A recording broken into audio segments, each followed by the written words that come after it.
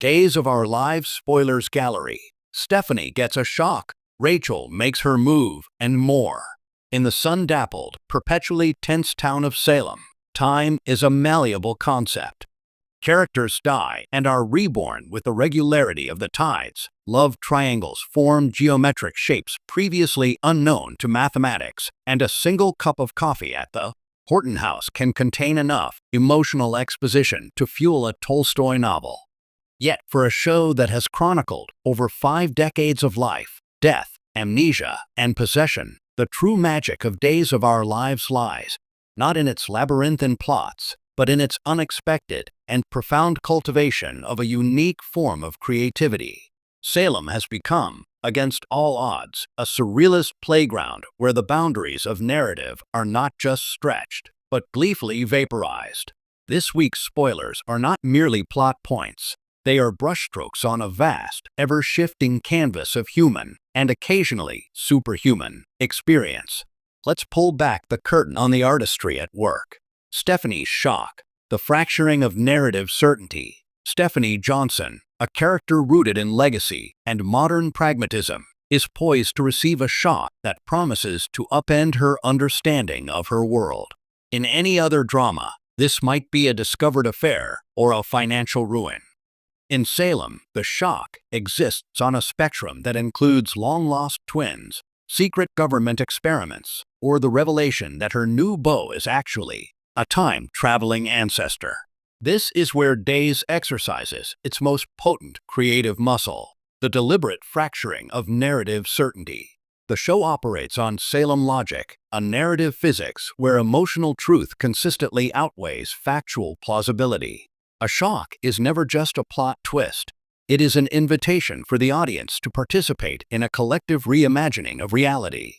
We are not asked to passively believe, but to actively engage in the what-if.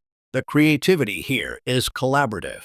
As viewers, we become co-conspirators, theorizing not just about who done it, but about what possible realm of possibility the writers will mine next.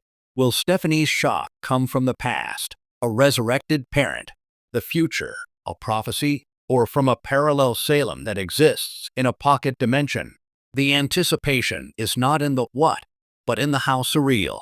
Rachel's move, the archetype as clay. Meanwhile, the young Rachel Black, daughter of the endlessly complicated Brady and Kristen, is making her move. On the surface, this suggests teenage rebellion or a scheme born of parental dysfunction.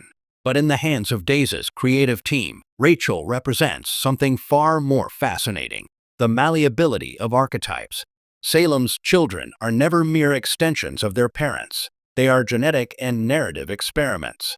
They inherit not just blue eyes and family names, but destinies, curses, and pre-installed character flaws. Rachel, with her lineage of marrow ruthlessness and black passion, is a loaded narrative gun.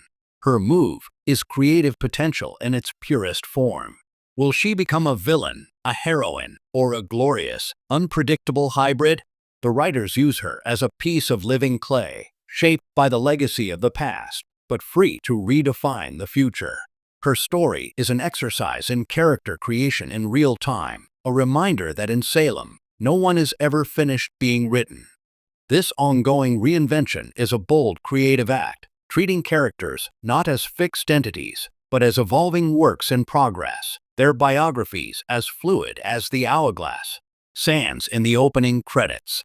The "and more," a testament to overflowing imagination. The phrase "and more" in a Days spoiler list is not filler. It is a promise and a testament to the show's overflowing imaginative abundance. It is the narrative equivalent of a Jackson Pollock splatter, a controlled chaos of creative energy. While other shows might build to 1 or 2 major events, Days operates on a principle of maximalism. This week's "and more" could encompass a haunting from a ghost who is technically still alive, a business takeover orchestrated from a prison cell, a romantic confession in the midst of a hostage crisis, or a medical breakthrough discovered in the freezer next to the Mara lasagna. This relentless pile-up of story is not sloppy. It's a deliberate aesthetic choice. It creates a tapestry so dense, so interwoven with coincidence and fate, that it achieves a kind of narrative surrealism. The mundane, a job at the hospital, constantly collides with the extraordinary, a patient with a microchip containing his soul. This friction is the engine of the show's creativity. It insists that drama, comedy, romance, and sci-fi are not separate genres, but ingredients in the same rich, bizarre stew. Salem as collective unconscious. So, why does this matter? In an age of prestige television, often defined by its grim realism or high-concept minimalism, Days of Our Lives offers a defiantly different model: creativity as joyous excess.